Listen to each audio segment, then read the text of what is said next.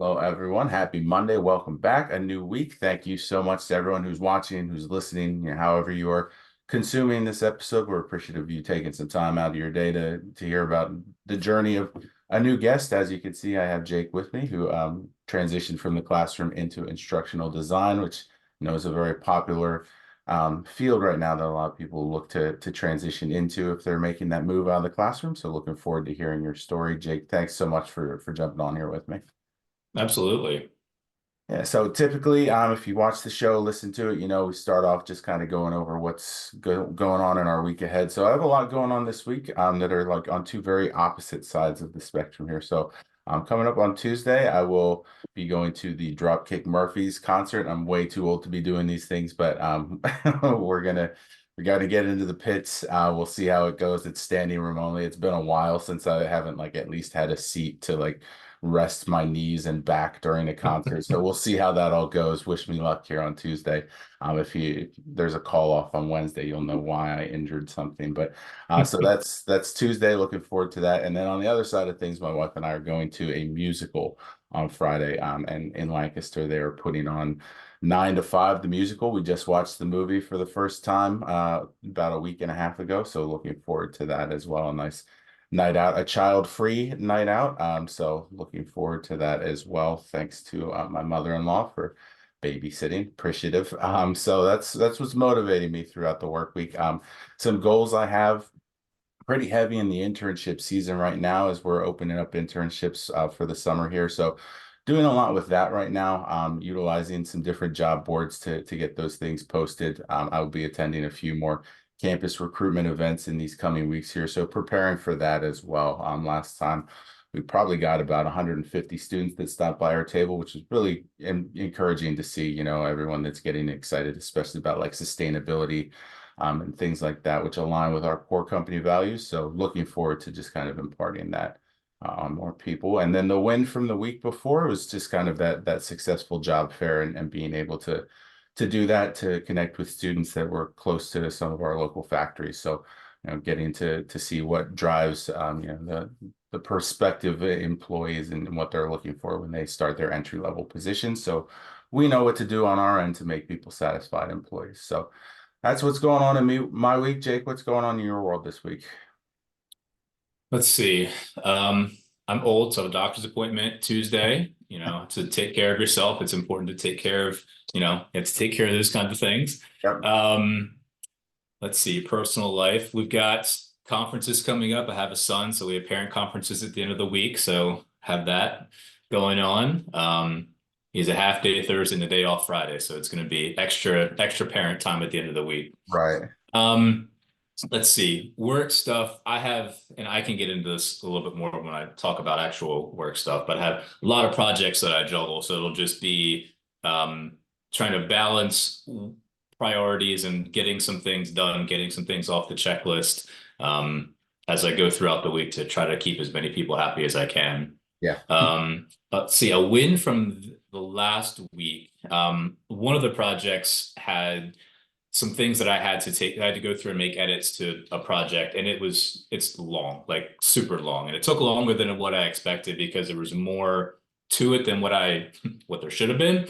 Mhm. But I was able to get that taken care of, get it sent off for review. So that's always a nice feeling. You can get something off your plate and have it be on somebody else's plate for a while. Yeah. And so I guess that was my win too. So that was my win was to get that taken care of. Um, and a goal for this week is probably so my goal is to get, one of the things we do is we do outside voiceover for some of our projects. My goal is to get some of that voiceover that I'm waiting on and hopefully able to take some of the projects into the post-production stage and get that final voiceover put in and get some things all wrapped up and finalized. Okay. Gotcha. Big week ahead then for you. Yeah. So you and I have known each other since college, and shout out to York College. They have a very strong education program. So, that's not how we got connected because I was not an education major at the time. But you and I had known each other, and I knew that was the path that you were taking. So you went into the classroom a bit and then eventually pivoted into the instructional design pathway. So What was that process like for you? Because it's a lot of when I'm talking to transitioning educators, a lot of them just kind of don't know where to start. They have, five, six options, some of them. And when I moved out of the classroom, I was just kind of applying to everything to see what I could do. And that was not beneficial for me. It wasn't until I kind of had that focus that I was able to get to where I am now. So, when you made that decision to move on from the classroom and into something new, but still keep your hands in the world of education, what did that process look like for you, and how did you ultimately end up with instructional design as the path you wanted to take? So it started when I was thinking about what I wanted to do my master's in. Okay. And, most folks in education just do the master's in education. And I thought, and this was probably, I don't know, 2, 3 years into teaching, I thought I want to do something that will help me with teaching, but also would diversify my skill set a little bit more if down the road I wanted to do something other than teach. So I started my master's program in instructional technology. And it was through that when I finished that and when I was ready to I didn't necessarily ever have a point where it's like I don't want to teach anymore. Mhm. But as I was looking for other opportunities, the instructional design position that I have now came up, and I saw that I fit the qualifications with my master's in instructional technology. That's what they were looking for. And I thought that my background in education, in public education, would be helpful, and it was. They liked that background. So I was originally hired at the University of Maryland School of Social Work. So a lot of folks that are not, I mean, it's a college setting, but not a public education setting. So a lot of the folks I worked with were professors, social workers, clinicians, didn't have the same background as me at all. So my perspective that I brought to the work was a different one, and they valued that. Mhm. So that's kind of like I said, it started out with my choice for a major for my master's program, but it wasn't, I didn't really ever have a time where I was like, I want to leave teaching. It's just this Right. opportunity came up, and it was a pay increase. It was a little more flexibility, a little less stress. Teaching is stressful. Being in the classroom is stressful. All the things that come with public education are stressful. And this was an opportunity to maybe have a different kind of stress, but I was willing to try that out. So what did that process look like for you? Because that's the next question I get is getting ready for those interviews. Because when you interview for a teaching position, it's a much different process from when you're interviewing for something in the corporate world or in, leadership in education. So how did you kind of prepare yourself for that? What were some of the things that you kind of highlighted to yourself as these are things that I'll need to be prepared to discuss, and still apply what I learned, what skills I developed in the classroom to show that I've done these things already. So a lot of the questions that I feel like you get are the questions aren't that dissimilar. It's a Okay. lot of both problem solving. It's a lot of how do you work with people, which are things teachers do in the classroom. You problem solve every day, like how to make the most with the materials you're given or the time you have. And you're working with 20 to 30 people you're teaching every class. You have 20 different 30 people that you have to work with, and not counting, coworkers and administration. So it's not dissimilar. You just have to be flexible in your mindset and to be able to think about like how what your experience is as a teacher can translate into what they're asking. And when you go into those questions, when you go into the interviews, they might ask you a question, and it's okay to say, I don't have that specific experience, but here's an experience I have had that is kind of similar. And folks, I think, are appreciative of that honesty. And you say, like, I haven't done this, but I have done this, and it's similar, or I haven't done that, but I believe I can because I have done, X, Y, and Z. So I don't think you shy away from the fact that you have a different background than maybe some other folks who, are used to working in corporate or private sector.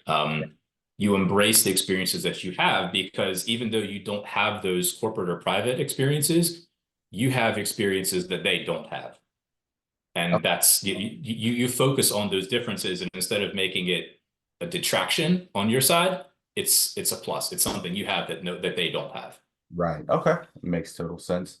So now that you've been doing this role for some time, when you started out, what were some of the skills that you had developed in the classroom that kind of made that move into instructional design? One that wasn't like a huge learning curve, a big gap. And then what are some of the things that you really needed to focus in on to develop to continue to be successful in the role that you're now in? So I'm going to answer your questions in reverse. One of the things I had to learn, the program we use is called Articulate Storyline. It's an authoring software that we use to create our I do interactive asynchronous online training. So everyone has probably had to take some kind of continuing education course.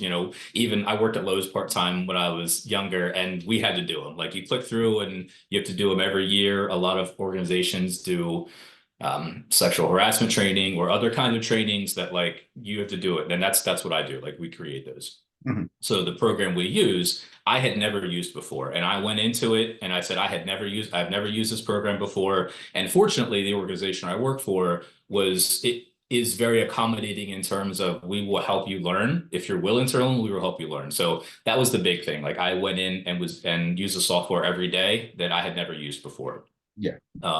So fortunately, I attended some trainings, did a lot of my own research online to figure out how to do that.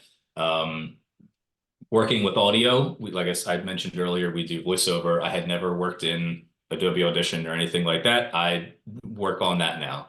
Right. I have done website work, had never done that before, kind of expressed an interest in it. And my supervisor said, hey, yeah, why don't you go and do that? So I learned a little bit of that.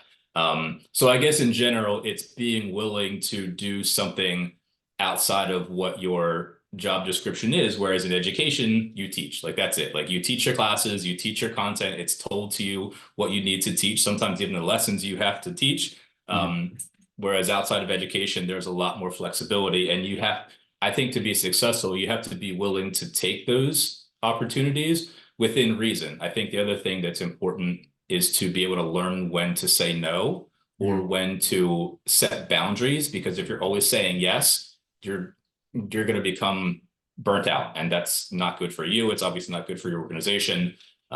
So it's saying yes, but with having boundaries. Yeah. And in terms of what skills I had from working in education, I think it was just being able to be flexible, to kind of think on the fly. If something doesn't work, so you have a lesson planned out and you're going to do some activity and the copier's down, so you can't make copies in the morning, or the website you were going to use is down, you can't do that, or whatever. Like there's a fire drill and you can't get through. Like there's Yeah. always things that pop up, and you have to figure it out as you go.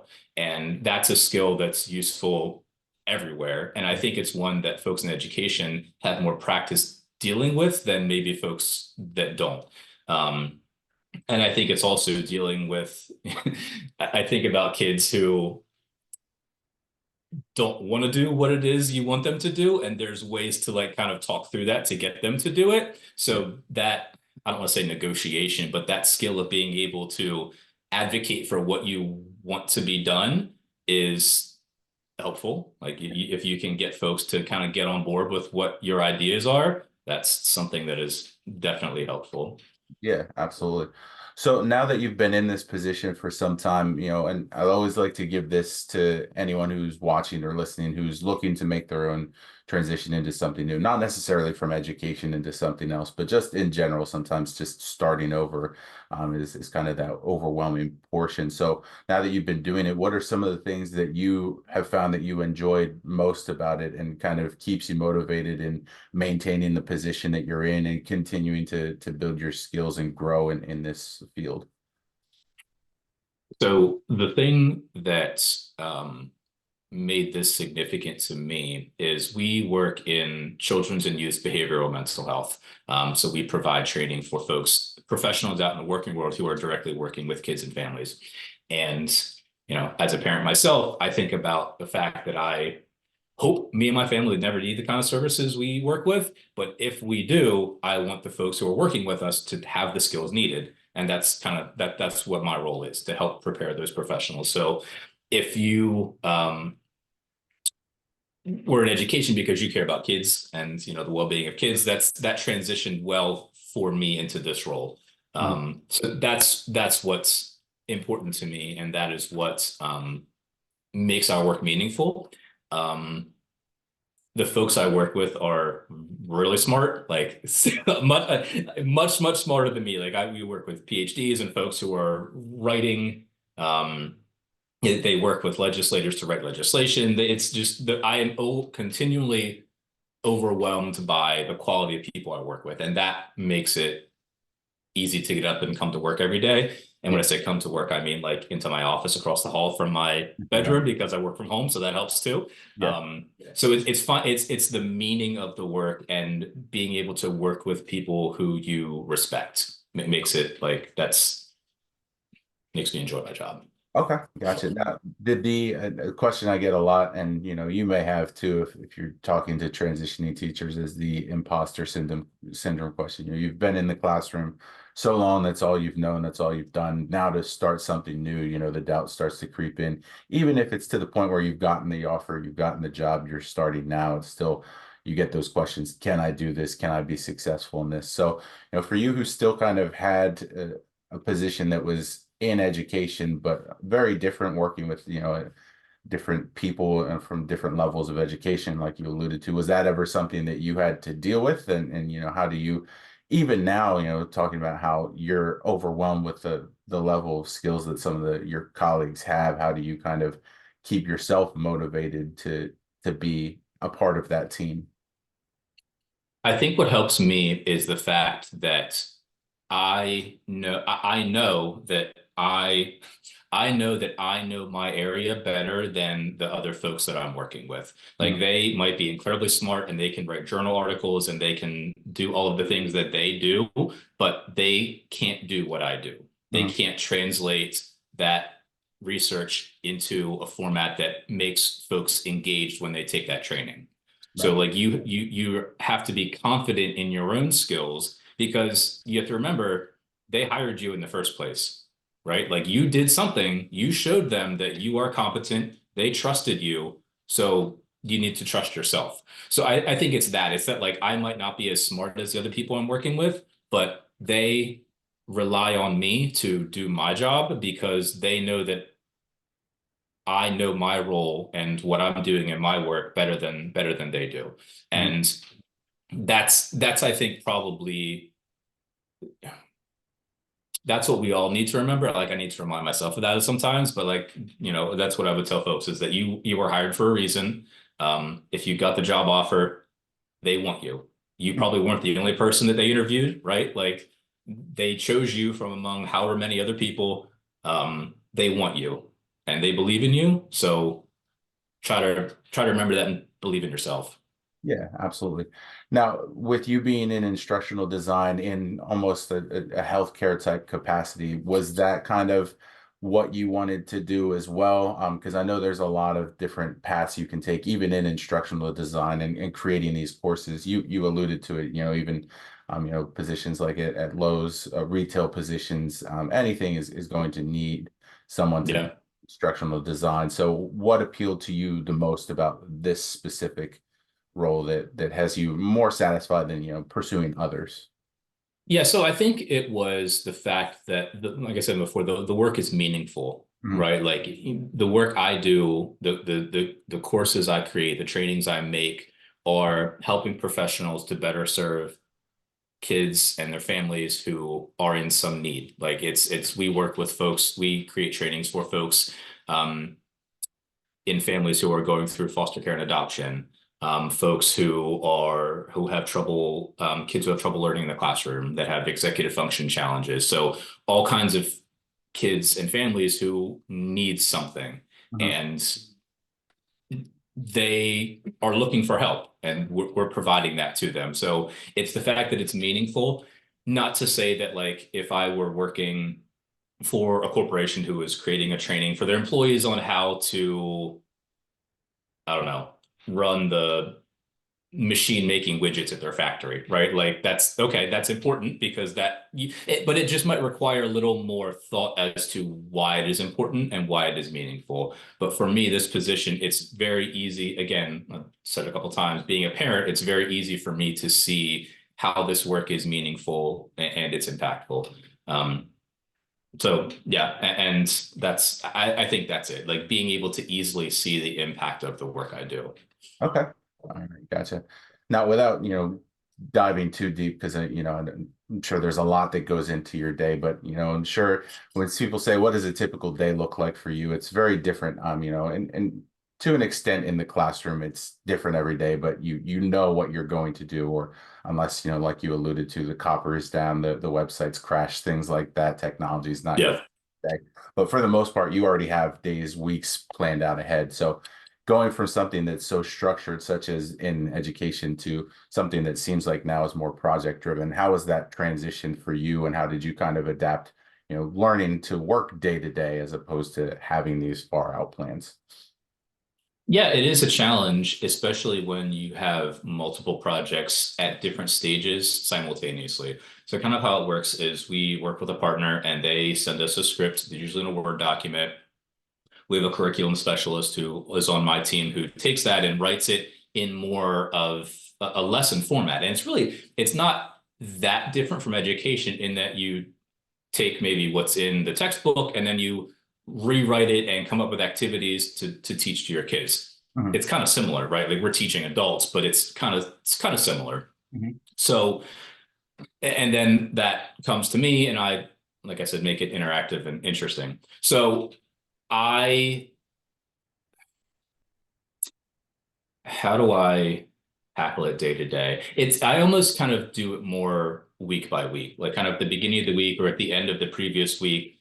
I I use OneNote, so I have my like status of all of my projects, and I kind of update it as I go, and kind of think about like, okay, well, I need to keep producing project A. Like I need to keep continuing the initial production of project A. And once I finish that, I can circle back to project B that had been out for external review last week. They should be finished looking at it. So now I can tackle that. And it's a lot of it is thinking about where your different projects are and what other folks have done. And it's kind of in my position, it's driven by what your partners, your other folks involved with it, like have they done their part? Right. Mhm. Like, so I have projects out for voiceover. I can't do anything more with those until the voiceover artist sends the recordings to me.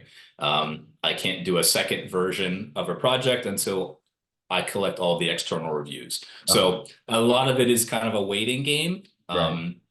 But I am I guess, fortunate in terms of job security that there's very rarely a time when I don't have something on my plate to do. So and obviously you have to look at deadlines too, right? Like if there's something with a deadline that's in a week or two, that's going to get bumped up the priority list. And I'm fortunate where I'm on a team where I can talk to my supervisor and say, hey, they can tell me like I can go to them and say, what are my priorities? Like what do I need to do? Because sometimes it is kind of hard for me to prioritize things, but they maybe know the partners or the funders a little bit better and they can work with them in terms of making the deadlines flexible, which frees me up to just do the actual nitty-gritty work. Mhm. And some folks might not be that fortunate. They might be in a position where they have to kind of do more of their own project management. Um, but that's going to be different depending on your specific situation. Yeah, definitely. Definitely. So last question I have for you then is just a question I ask for anyone. I'll tailor it a little bit differently for you, and it's the advice question. So, for you, if anyone out there is looking to make that pivot into instructional design, what would you say is kind of that key piece of advice that you would give to them, whether that's, starting off, what they can come to expect, what they really need to affirm for themselves is this is going to be the right path for them. But generally, what advice would you give to anyone that's looking to enter the world of instructional design? I think you have to be willing to always be learning. I think, and this is one of the things I was thinking about before we came into this, the difference between what I'm doing now and education. It seems to me, and one of the things I necessarily didn't necessarily like about education is that there was a sense from a lot of teachers that like there's a dislike for new and innovative practices, right? Like folks want to do what they've done. Like they, a lot of times administration will come and, hey, we're going to do this new thing. And there's a pushback, like, well, what's wrong with the thing we're doing now? Mhm. And that's a mindset that you can't have in a lot of other fields, but I think especially in instructional design, because things are always changing. The technology is always changing. We do things based on adult learning theory and brain research, and that's always changing. We're always learning new things about how the brain works and how adults specifically process what we're learning. So you have to be willing to adjust. You have to be willing to realize that when what something realize if something you did maybe wasn't the best and be willing to take criticism and say, Mhm. hey, like let's maybe do this a little bit better. Let's be a little more creative and be willing to accept that criticism because they're not criticizing you. They're like, hey, let's just make it a little bit better. So I think it's that willingness to learn, willingness to change. And in terms of like specific concrete skills, knowing um, Articulate is the software company that is kind of the big name in instructional design. So if you can learn a little bit about Articulate, like get in on that storyline, is one version, Rise is another. Get familiar with Adobe, be able to do things with audio, be able to do things with video, and Section 508, like we hear about in education, but it applies in instructional design too. Be familiar with that. Color contrast, web content accessibility. Like those are big things that are very, very important in instructional design as well, especially if you work with federal organizations, Mhm. because federal projects have to be 508 compliant. So you need to have a knowledge about that as well, which again, if you're coming from education, you already have a background in that. So that is again something that you might have that other applicants might not if you're looking to get into instructional design. Okay, yeah, that's fantastic insight. Well, Jake, I'm appreciative of you taking some time out of your day to jump on here with me. If you are not following along with Jake on LinkedIn, make sure you do that. But appreciate everyone taking the time to listen, to watch. If you have any questions, feel free to send them my way as well. Otherwise, have a great week, and we will talk to you next Monday.